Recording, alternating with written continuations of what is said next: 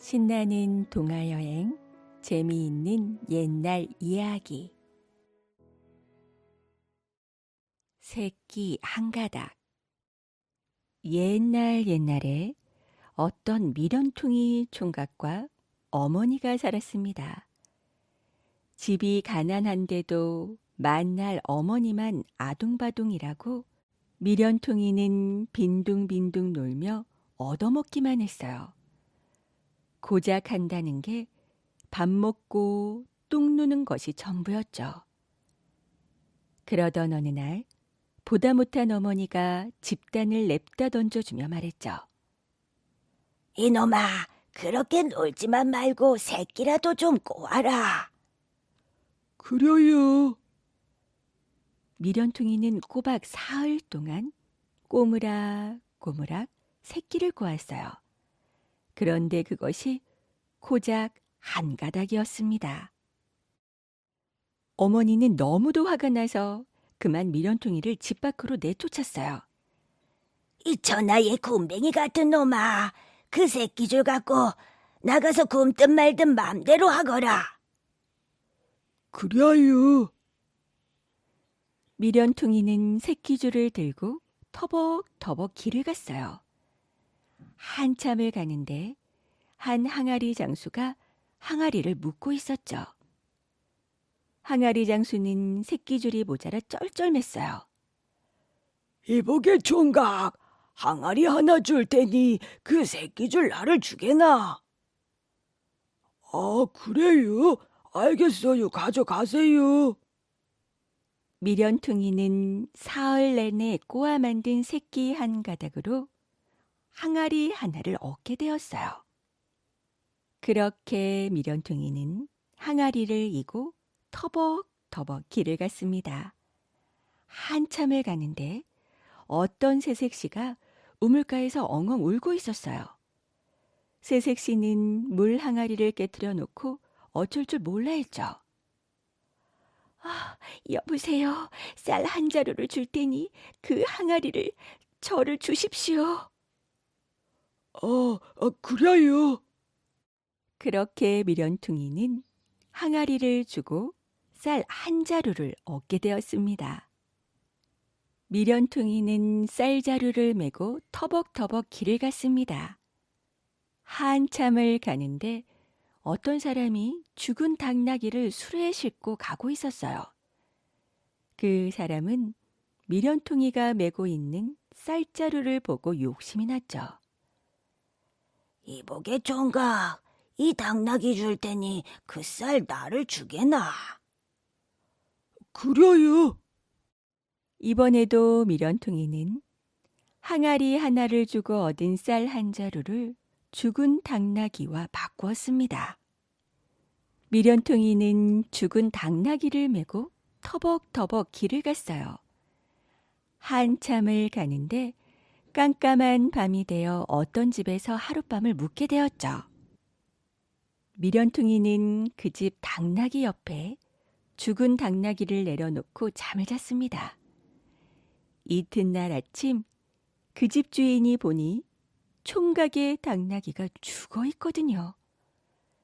집주인은 자기네 당나귀가 죽인 줄로만 알고 안절부절 못했습니다. 아이고, 이보게 총각, 미안하게 되었네. 대신 우리 당나귀를 줄 테니 끌고 가게나. 그래요. 그렇게 미련퉁이는 죽은 당나귀 대신 산 당나귀를 얻게 되었어요. 미련퉁이는 당나귀를 끌고 터벅터벅 길을 갔습니다. 한참을 가는데 어떤 사람이 죽은 처녀를 지게에 지고 묻으러 가고 있었어요. 그 사람은 미련퉁이가 끌고 가는 당나귀가 탐이 났죠. 이보게 총각, 이 처녀를 줄 테니 그 당나귀 나를 주게나. 그래요. 그렇게 미련퉁이는 산 당나귀를 주고 죽은 처녀를 얻게 되었죠. 미련퉁이는 죽은 처녀를 지게에 지고 터벅터벅 길을 떠났습니다. 또 한참을 가는데 어떤 아줌마와 딸이 개울가에서 빨래를 하고 있었어요. 총각은 좀 쉬어가려고 지게를 잠시 내려놓았죠. 그런데 아줌마가 방망이질을 하다 그만 지게를 쳐서 쓰러뜨려 버렸어요. 지게 위에 처녀는 개울물에 퐁당 빠져 둥둥 떠내려가고 말았습니다. 아줌마는 미련퉁이의 색식감을 떠내려 보낸 줄 알고 안절부절 못했어요. 아이고 어쩌나 이복의 총각 내 딸이라도 데려가 색시 삼게나. 그래요. 그렇게 해서 미련퉁이는 죽은 처녀 대신 예쁜 처녀를 얻게 되었어요. 미련퉁이는 예쁜 처녀를 지게에 지고 터벅터벅 길을 갔습니다. 한참을 가는데 어떤 욕심 많은 비단장수를 만났어요. 비단장수는 예쁜 처녀에게 반해서 빼앗을 궁리를 한참 하다가 말했죠. 이복의 총각, 우리 심심한데 수수께끼 놀이 한 판 해보세. 자네가 수수께끼를 내서 내가 못 맞히면 내 가진 것을 모두 주겠네. 그 대신 내가 맞히면 그 처녀 나를 주게나. 그래요. 새끼 한 가닥, 항아리 하나, 쌀 한 자루, 죽은 당나귀, 산 당나귀, 죽은 처녀, 예쁜 처녀, 그 다음이 무엇이오유? 미련퉁이가 우물쭈물 수수께끼라고 낸 것을 비단장수는 대답도 못하고 눈만 끔뻑끔뻑거렸어요. 이렇게 해서 미련퉁이는 예쁜 처녀와 비단집 가득 실은 말을 끌고 집으로 돌아왔습니다. 어머니는 돌아온 아들을 반갑게 맞이해 주었어요. 미련퉁이 총각은 그 처녀와 결혼해서 어머니 모시고 오래오래 잘 먹고 잘 살았답니다. 생쥐 신랑. 옛날 옛적 어느 가난한 집에 딸이 셋이 있었습니다. 얼마나 가난했던지 나이가 차도록 시집을 못 갔어요. 하루는 부모가 딸들을 모아놓고 말했습니다. 얘들아, 이제 집 걱정일랑 말고 넓은 세상에 나가서 제주껏 신랑을 얻어서 살아라. 세 딸은 부모 말대로 집을 나섰어요.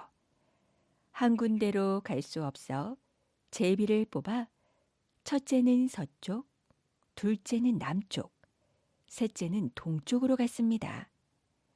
3년 뒤에 다시 만나기로 하고서 말이죠. 첫째와 둘째는 넓은 들을 지나 큰 마을로 갔어요.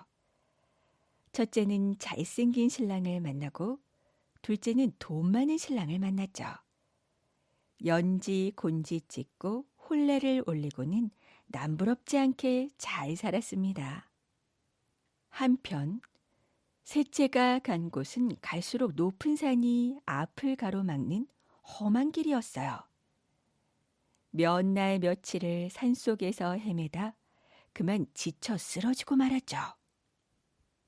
정신을 들어 눈을 떠보니 근사한 방에 누워있질 않겠어요. 깜짝 놀라 벌떡 일어나 둘레둘레 살펴보는데 생쥐들이 김이 모락모락 나는 밥상을 들고 들어오지 뭐예요.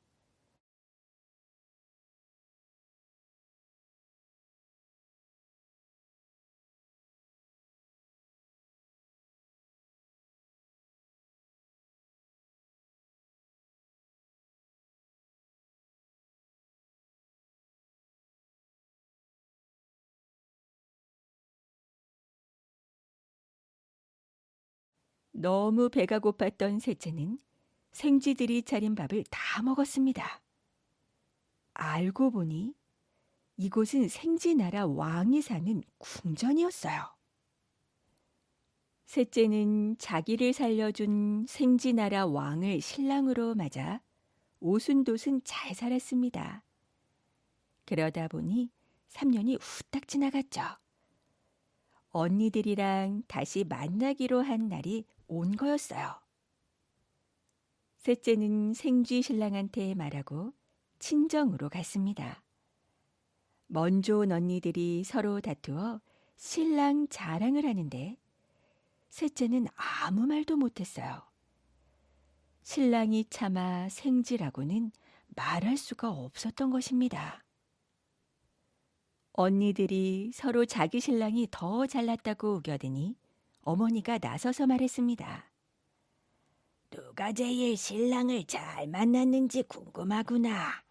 집으로 돌아가서 신랑 솜씨로 떡을 좀 해오너라.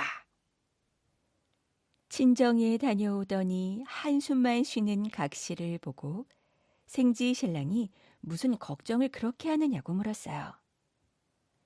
아, 그런 일이라면 아무 걱정 말아요. 생쥐 신랑은 쿵덕쿵 쿵덕쿵 떡을 쳐서 금세 맛있는 떡을 만들어내는 게 아니겠어요. 셋째는 생쥐 신랑이 만들어준 떡을 들고 친정으로 갔습니다. 콩떡, 팥떡, 호박떡, 수수떡, 송편, 인절미. 세 딸이 가지고 온 온갖 떡을 먹어본 부모는 셋째가 가져온 떡이 제일 맛있다고 칭찬을 했어요. 언니들은 너무 셈이 나서 동생이 그만 보기 싫어졌습니다. 그러자 어머니는 이번에는 배를 짜오라고 했죠. 그런데 이번에도 셋째가 가져온 배가 제일 고운 거예요. 언니들은 또 칭찬받는 동생이 미워 심통이 잔뜩 났습니다. 그런데 이 일을 어째 아버지가 이제는 신랑들을 데려오라고 했습니다. 마음씨 착한 셋째는 생쥐 신랑을 친정에 데리고 가기로 했어요. 수많은 생쥐들이 생쥐 신랑을 가마에 태우고 길을 떠났습니다.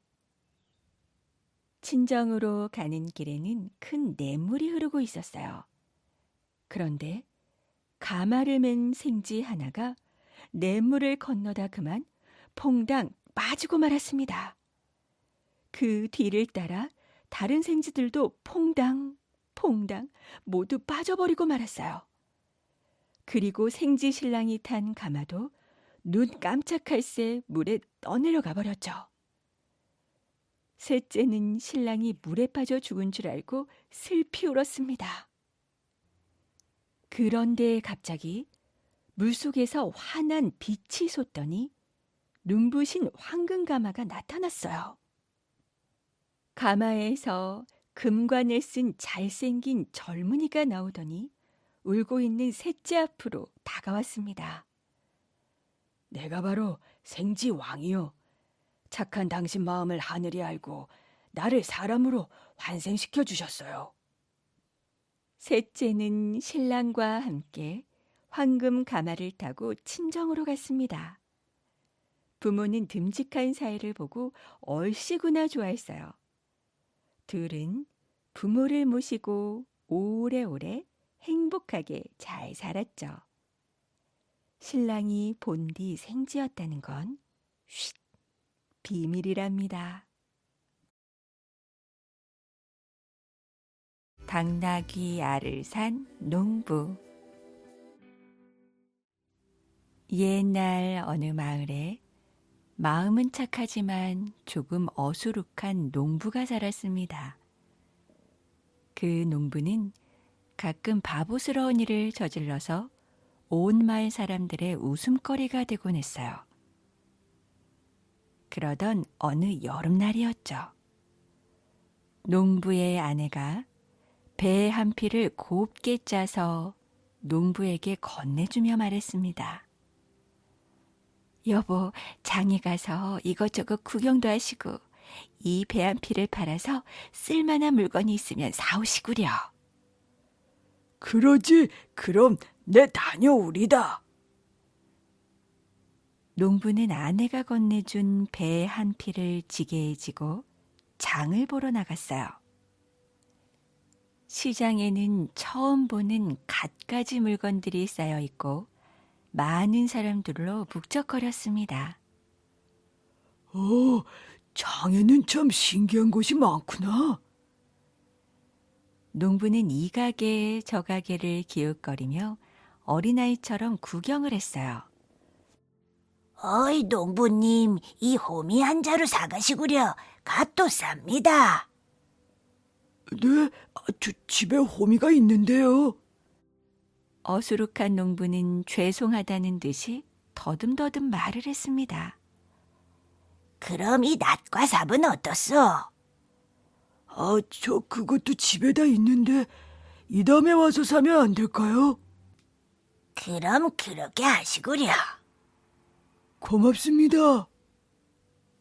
호미 장수는 농부를 바라보며 웃었습니다.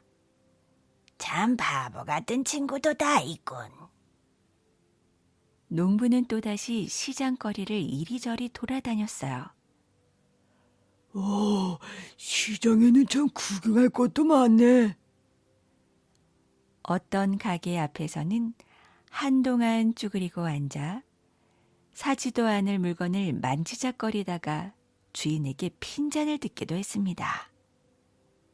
이봐요, 아무것도 사지 않으려면 저쪽으로 가시오. 다른 손님들이 물건을 살 수가 없잖아요. 미안합니다. 화가 난 상인은 농부를 쏘아보았습니다. 그래도 농부는 즐겁기만 했죠. 정신없이 시장 구경을 하던 농부는 해가 질 때가 되어서야 아내가 한 말이 생각났습니다. 큰일 날 뻔했네. 배를 팔아 쓸만한 물건을 사오라고 했는데. 농부는 무릎을 탁 치며 허둥지둥 옷감 가게로 달려갔어요. 이 배 좀 사실 수 있을까요? 네. 옷감 장수는 농부의 갑작스러운 말에 이상한 눈으로 농부를 바라보았습니다. 그게 뭔데요? 네. 우리 집사람이 짠 배 한 필입니다. 이것을 좀 팔았으면 하는데요. 그래요? 옷감 장수는 농부를 힐끗 쳐다보았습니다. 그럼 어디 한번 봅시다. 농부는 지고 온 배 한 필을 옷감 장수에게 내밀었습니다. 아주 곱게 짰군요. 얼마 드리면 되겠습니까?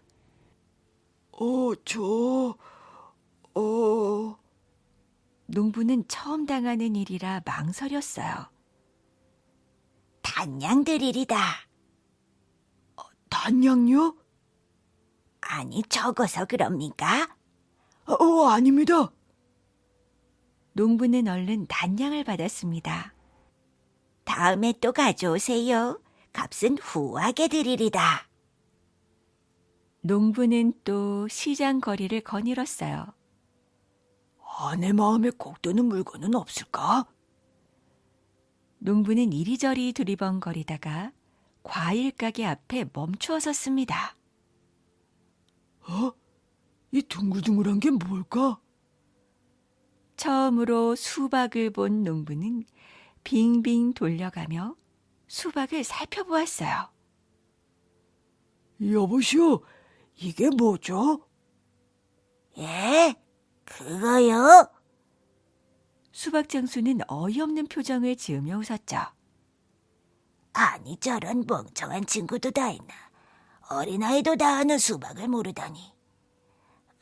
심심한데 골탕 좀 먹여볼까? 수박 장수는 시치미를 떼고 말했습니다. 아, 그것 말이에요. 바로 당나귀 알이라오. 농부는 수박 장수의 말을 믿고 신기한 듯이 수박을 어루만지며 다시 물어보았어요. 그렇군요. 그러니까 이 알에서 당나귀가 나오는 거군요. 그렇지요. 이 당나귀 알을 따뜻한 아랫목에 사흘만 묻어두면 새끼 당나귀가 나온다오. 수박 장수는 능청스럽게 거짓말을 꾸며대며 농부의 눈치를 살폈어요. 수박 장수의 말에 농부는 값을 물었습니다. 이 당나귀 알 한 개에 얼마나 하나요? 예, 사시려고요. 농부는 잠시 주춤거리다 대답했습니다. 예, 꼭 사고 싶습니다. 그럼 손님에게는 특별히 싸게 드리지요. 단량만 내시오. 단량씩이나요? 손님도 한번 생각해 보세요. 당나귀 한 마리가 단량이라면 거저 아니요. 어수룩한 농부가 가만히 속으로 셈을 해보니 수박 장수의 말이 틀리지는 않았습니다. 그럼 그 당나귀 알 하나만 주세요. 그렇게 하지요. 수박 장수는 속으로 킥킥거리며 수박 하나를 샀습니다. 참 어수룩한 친구로군. 농부는 배 한 피를 팔아 수박 한 덩어리를 산 셈이었습니다. 하지만 농부는 이렇게 생각했죠. 배 한 필로 당나귀 알을 사다니 당나귀 한 마리를 산 거와 다름없다고. 농부는 콧노래를 부르며 집으로 돌아왔어요. 농부의 아내는 집으로 들어서는 남편에게 성급히 물었죠. 여보, 뭘 사오느라고 이렇게 늦었어요? 쉿, 조용히 하라고. 농부는 아내에게 속삭였습니다. 이게 당나귀 알인데 따뜻한 알 한 목에 사흘만 묻어두면 새끼 당나귀가 나온대.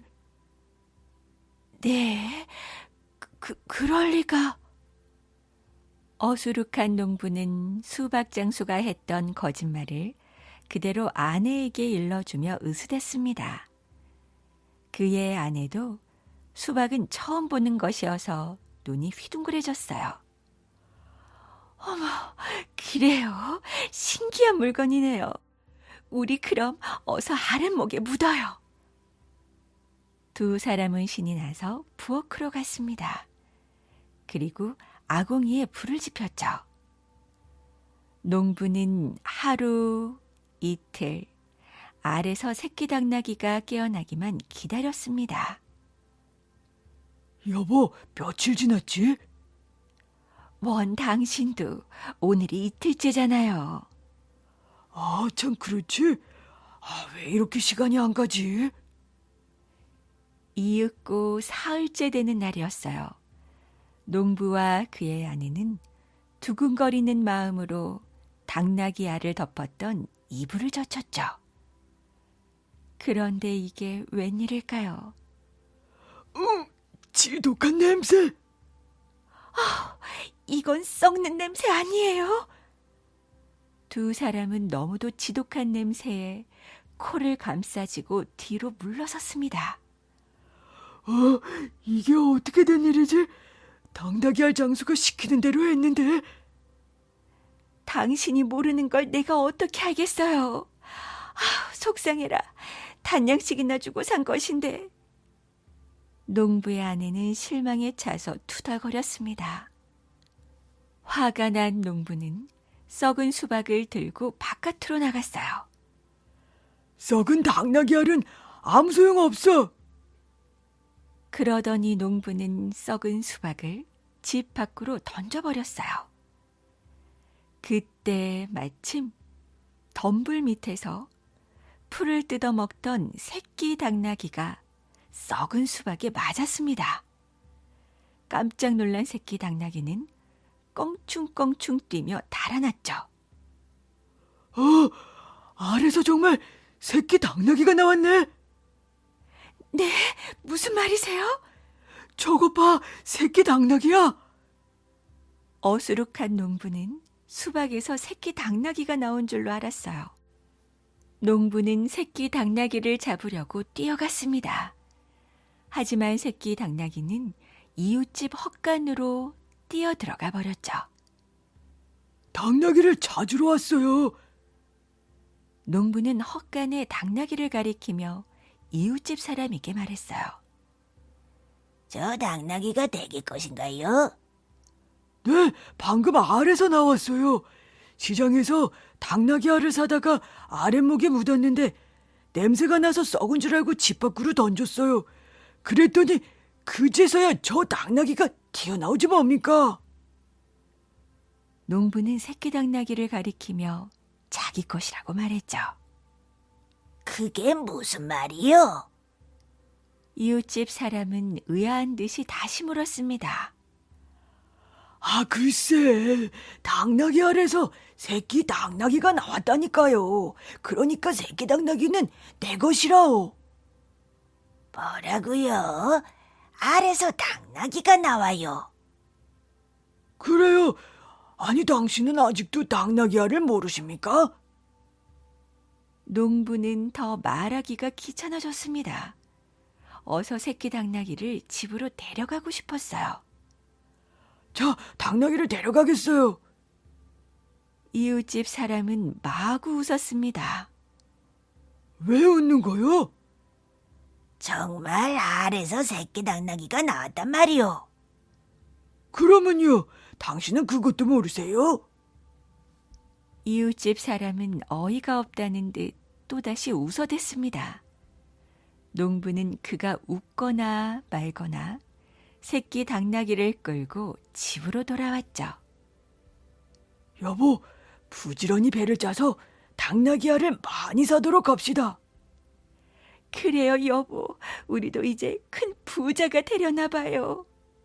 그럼 큰 부자가 되고 말고.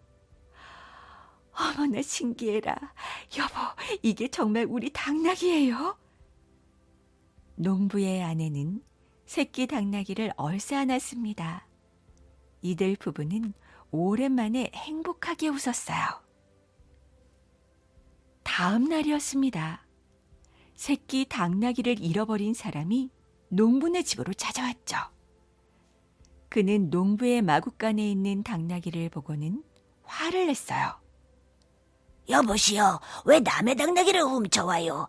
당신 이제 보니 아주 나쁜 사람이로구먼. 네?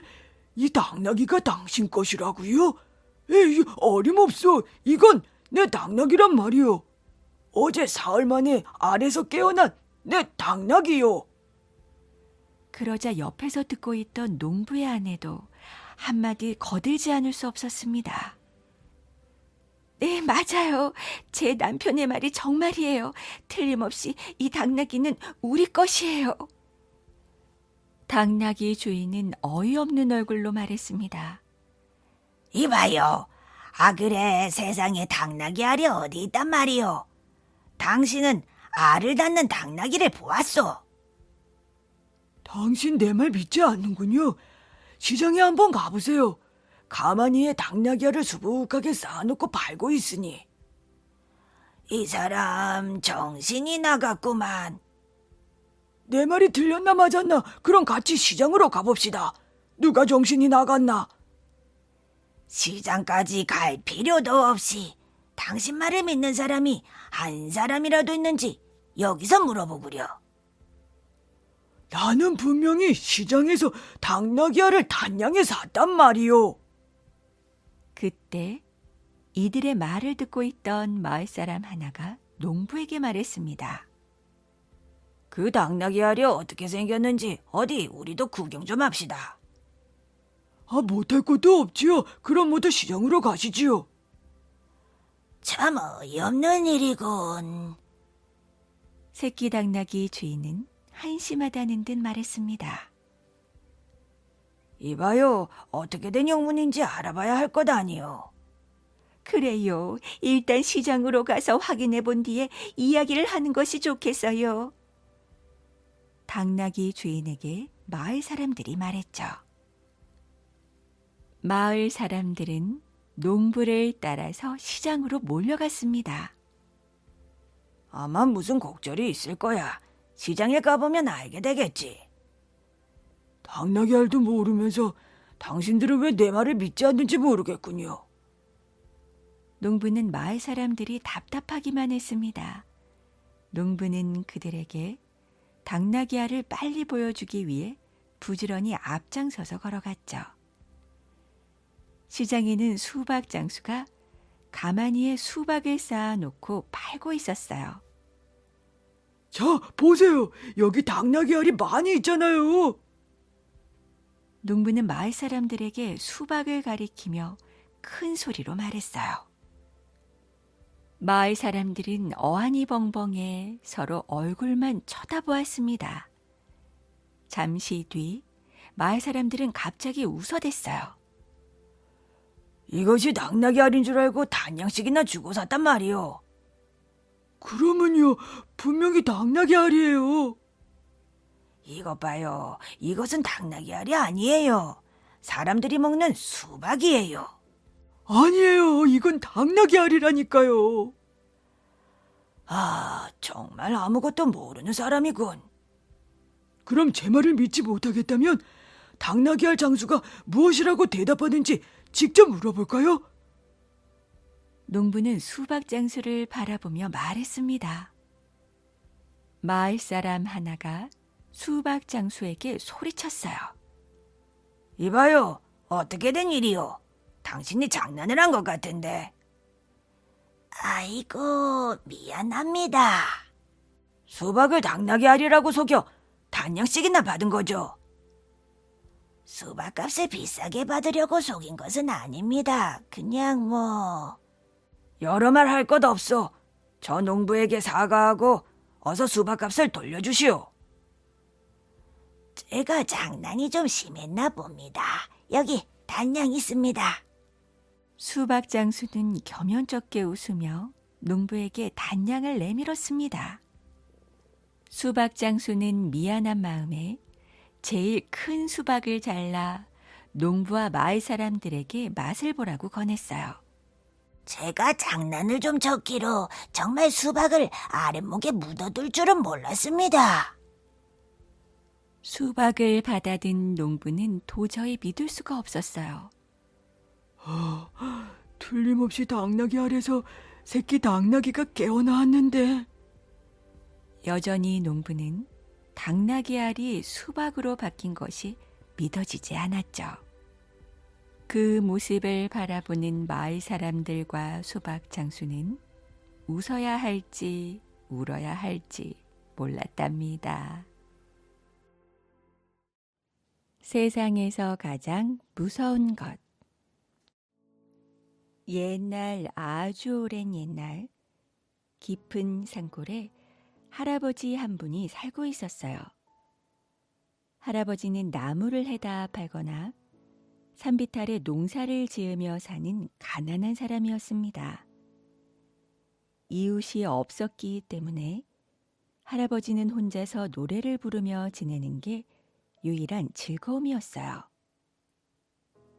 어느 날 밤 할아버지는 혼자서 둥근 달을 쳐다보며 외로움을 달래고 있었습니다. 달아 달아 밝은 달아 이 태백이 돌던 달아. 그런데 그때 숲속 저편에서 사람의 기척이 들렸어요. 이 밤중엔 누구일까? 아랫마을에서 덜보 영감이 올라오나? 가끔 놀러오는 털보 영감이 생각나 할아버지는 마당으로 걸어나와 산골짜기를 내려다보았습니다. 숲속의 나무 그림자에 가려 잘 보이지는 않았지만 다가오는 사람은 키가 훤칠하게 크고 몸집도 아주 컸어요. 어우, 심심해. 중얼거리는 소리를 듣고는 털보 영감인 줄 알고 할아버지가 대꾸하였죠. 잘 왔네. 나도 심심해서 달을 보고 있던 잠이라네. 영감님 정말 그래요? 그럼 재미있는 얘기나 나눕시다. 그 사람이 집 안으로 성큼 들어서는 순간 할아버지는 깜짝 놀랐어요. 키가 크고 몸집이 건장한 그 사람은 머리에 뿔이 돋은 무서운 도깨비였습니다. 뭘 그리 놀라시오? 당신은 도깨비가 아니요. 그렇소만 도깨비가 무섭소? 세상에 도깨비만큼 좋은 친구도 드물 거요. 도깨비는 할아버지보다 앞서서 방 안으로 들어갔어요. 방 안 호롱불 빛에 비친 도깨비의 모습은 더더욱 무서웠습니다. 온몸에 수북이 털이 나 있고 손에는 커다란 방망이가 들려 있었죠. 산속에서 혼자 지내기에 얼마나 심심하오? 도깨비가 정다운 목소리로 묻자 할아버지는 마음을 가라앉힐 수 있었어요. 그야. 당신 같은 정다운 친구가 가끔 찾아와 주니 심심할 게 뭐가 있겠소. 할아버지의 대답이 듣기에 좋았던지 도깨비는 웃으며 말했습니다. 고맙구려. 그럼 우리 친하게 지내봅시다. 자주 놀러오리다. 이렇게 해서 할아버지와 도깨비는 친구가 되었습니다. 도깨비는 거의 매일 찾아와서 노래랑 얘기를 했고 일도 거들어 주었어요. 할아버지는 외롭지도 심심하지도 않게 되었죠. 그렇게 지내던 어느 날 할아버지는 한 가지 걱정이 생겼습니다. 세수를 하려고 개울물을 내려다보면 개울물에 비친 자기 모습이 자꾸만 이상하게 보였어요. 꼭 도깨비 얼굴처럼 보였던 것이었죠. 어릴 때 도깨비와 친하면 모습이 도깨비처럼 변한다는 얘기를 들은 적이 있었기 때문에 할아버지는 이제 걱정이 되었습니다. 이런.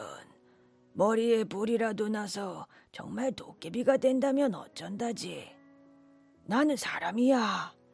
사람은 사람끼리 지내야지. 그동안 도깨비하고 지냈으니 어떻게 하면 도깨비를 못 오게 할 수 있을까? 며칠 동안 궁리한 끝에 할아버지는 한 가지 좋은 방법을 생각해냈습니다. 그날 밤에도 어김없이 도깨비가 놀러 왔습니다.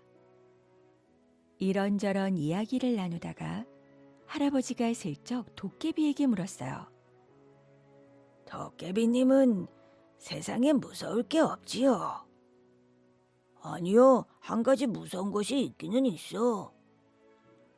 도깨비님이 무서워하는 게 있다니 믿기지가 않는구려. 대체 그게 무엇이요? 그것 말이요, 짐승의 피라오. 도깨비는 말을 마치고는 옆에 피가 있기라도 한 듯이 진저리를 쳤어요. 그러더니 이번엔 도깨비가 할아버지에게 물었죠. 영감님은 무엇이 제일 무섭소? 생각지도 않은 물음에 할아버지는 뭐라고 대답할까 망설이다가 얼렁뚱땅 둘러대었습니다. 내가 가장 무서워하는 것은 돈이라오. 그놈의 돈을 보면 무서워서 못 견딘다오. 돈이요? 남들은 다 돈을 좋아하는데 영감님은 싫어하다니. 나는 돈이 무서워서 숲속에서 혼자 사는 거라오. 할아버지가 얼렁뚱땅 꾸며 하는 말을 도깨비는 정말로 믿었어요. 다음 날 할아버지는 마을로 내려가 소의 피를 한 항아리 구해왔습니다. 저녁 때 집 앞에다 소의 피를 뿌리고 남은 피는 방문 앞에다 갖다 놓았어요. 밤이 이슥하자 도깨비가 찾아왔죠. 이건 피구나. 피를 본 도깨비는 진저리를 쳤습니다. 영감님, 웬 피가 길바닥에 뿌려져 있어? 방문 앞으로 뛰어들어오던 도깨비는 그만 피를 담아놓은 항아리에 걸려 넘어지고 말았어요. 그 바람에 항아리가 깨지면서 피가 쏟아졌죠. 도깨비는 질겁을 하고 멀리 도망쳤습니다. 도깨비 친구, 잘 가게나. 할아버지는 안심을 하며 빙그레 웃었어요.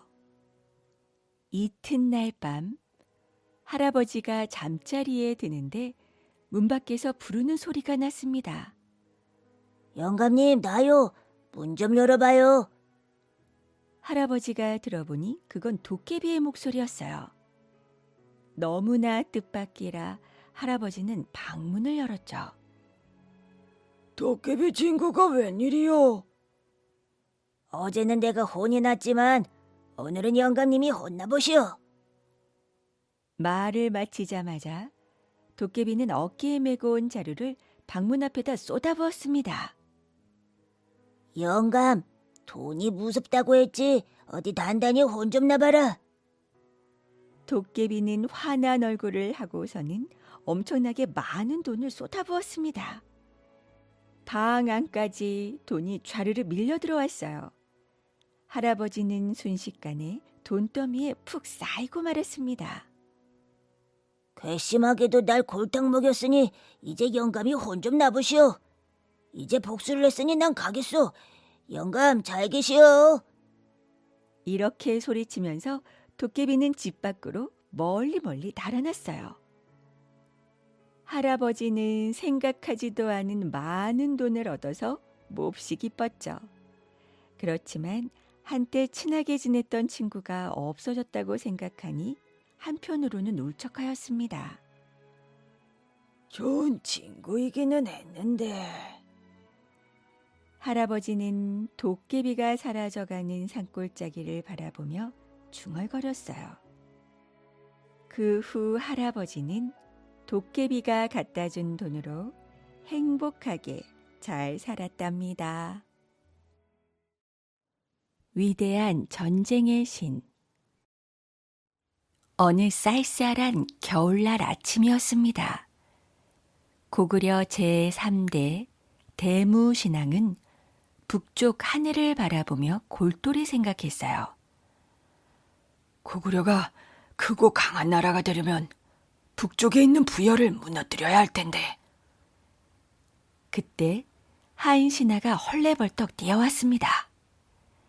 왕이시여, 지금 부여에서 사신이 왔습니다. 부여에서? 알았다. 대무신앙은 성큼성큼 왕궁 안으로 들어갔어요. 때는 20년, 대무신앙이 15살의 나이로 아버지 유리왕을 이어서 왕이 된 지 3년째 되는 해였죠. 부여의 사신은 거만한 목소리로 말했습니다. 우리 부여의 대소왕께서 보내신 것이요. 사신은 대뜸 이상하게 생긴 까마귀를 쓱 내밀었어요. 그런데 까마귀가 참 이상하게 생겼지 뭐예요. 머리는 하나인데 몸은 둘이고 깃털은 온통 붉은색이었습니다. 대소왕께서 이 까마귀를 보시고 이렇게 말씀하셨소. 까마귀는 원래 검은색인데 붉은색이 되었고 머리 하나에 몸이 둘이니 이는 부여가 곧 고구려를 차지한다는 뜻이다. 대무신앙은 싱긋 웃으며 사신에게 물었습니다. 부여가 남쪽인가 고구려가 남쪽인가? 고구려가 남쪽이지요. 예부터 검은색은 북쪽을 뜻하고 붉은색은 남쪽을 뜻하오. 붉은새는 보통 새가 아니거늘 까마귀가 검은색에서 붉은색이 되었으니 두 나라의 앞니를 알 수 없지 않겠는가? 대무신앙의 말에 사신은 끽소리도 못하고 자리에서 물러났습니다. 그 뒤로 부여는 한동안 고구려를 넘보지 못했어요. 하지만 대무신앙은 마음을 놓지 않았죠. 부여는 언젠가 고구려를 칠 것이다. 그때를 대비해야 돼. 그러던 어느 날 대무신앙은 신하를 모두 불러 모았어요. 부여는 우리보다 군사가 더 많소. 하지만 군사가 많다고 전쟁에서 이기는 건 아니오. 부여가 우리를 치기 전에 우리가 먼저 부여를 치도록 합시다. 지금부터 군사를 모으고 전쟁 준비를 하시오. 21년 12월 드디어 대무신앙은 군사를 일으켰어요. 자랑스러운 고구려 군사들이여, 가서 부여를 무너뜨리고 고구려 깃발을 꽂자. 둥둥둥둥 힘찬 북소리가 온 천지에 울려 퍼졌습니다. 군사들이 저벅저벅 걸을 때마다 누런 흙먼지가 피어올랐죠. 이 모습을 본 대무신앙은 가슴이 뜨겁게 벅차올랐어요. 이제야 우리 고구려가 앞으로 나가는구나. 내 반드시 부여를 꺾고 고구려를 우뚝 세우리라. 22년 2월 고구려군은 마침내 부여 남쪽에 이르렀습니다. 대무신앙은 먼저 주변을 꼼꼼히 살펴보았어요. 그리고 진흙웅덩이를 피해 평평한 땅으로 군사들을 이끌었죠. 여기서 부여군을 기다리자. 한편 부여의 대소왕은 이 소식을 듣고 펄쩍 뛰었어요. 이것들이 감히 부여를 넘봐. 내 이놈들을 싹 쓸어버리겠다. 대소왕은 냉큼 군사를 이끌고 달려왔습니다. 그런데 이게 웬일일까요? 부여 군사들은 진흙 웅덩이에 빠져서 꼼짝달싹 못하게 되었어요. 바로 그때 대무신앙이 큰 소리로 외쳤죠. 지금이다! 공격해라! 고구려 군사들은 우르르 달려나가 창칼을 사정없이 둘렀습니다. 대무신앙은 침착하게 군사들을 이끌며 크게 소리쳤어요. 가라! 가서 대소의 목을 베어오너라! 그때 괴유 장군이 성큼 앞으로 튀어나왔어요. 신계유가 대소의 목을 바치겠습니다. 괴유 장군은 우렁차게 소리 지르며 달려나갔습니다. 부여 군사들을 차례로 쓰러뜨리며 곧장 대소왕에게 덤볐죠. 대소왕은 급히 몸을 피하려 했지만 이미 때는 늦었어요. 부여왕은 내 칼을 받아라! 괴유 장군은 단번에 대소왕을 베어버렸어요. 그렇게 대소왕이 죽자 부여 군사들의 눈빛이 달라졌습니다. 대소왕께서 돌아가셨다. 대소왕의 복수를 하자. 부여군은 더욱더 이를 악물고 고구려군과 맞붙어 싸웠습니다. 대무신앙은 마음이 급해졌어요. 자칫하면 우리 군사들을 모두 잃을 거야. 하늘이시여, 고구려를 도와주소서. 그때 갑자기 주위에 짙은 안개가 끼었어요. 대무신앙은 얼른 군사들에게 명령했죠. 모두들 불로 허수아비 군사를 만들어라. 허수아비 군사에 무기를 들려서 적을 속일 것이야. 군사들은 재빨리 허수아비 군사를 만들어 여기저기에 세웠습니다. 그리고 밤이 되자 허수아비 군사들 사이로 몰래 빠져나갔죠. 그렇게 고구려로 돌아온 뒤 대무신앙은 큰 잔치를 베풀어 군사들을 위로했어요. 비록 부여를 완전히 무너뜨리진 못했지만 부여의 왕을 쓰러뜨렸다. 모두 고생했도다. 군사들은 기뻐하며 대무신앙이 내린 음식과 술을 즐겼습니다. 대무신앙은 전쟁에서 목숨을 잃은 군사들도 잊지 않았어요. 남은 가족을 하나하나 찾아가 정성껏 달래주었죠. 고구려 귀족들과 백성들은 이 모습을 보고 크게 감동했습니다. 역시 우리 왕이로다.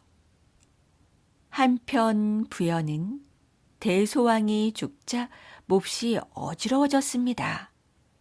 대무신앙은 차분히 부여를 지켜보았어요. 부여는 곧 스스로 무너진다. 그때를 기다리자. 대무신앙의 생각은 맞아떨어졌죠. 22년 4월 부여 대소왕의 동생이 100여 명을 이끌고 압록강 유역으로 가서 갈사국을 세웠어요. 22년 7월에는 대소왕의 사촌이 1만여 명을 이끌고 고구려에 항복했죠.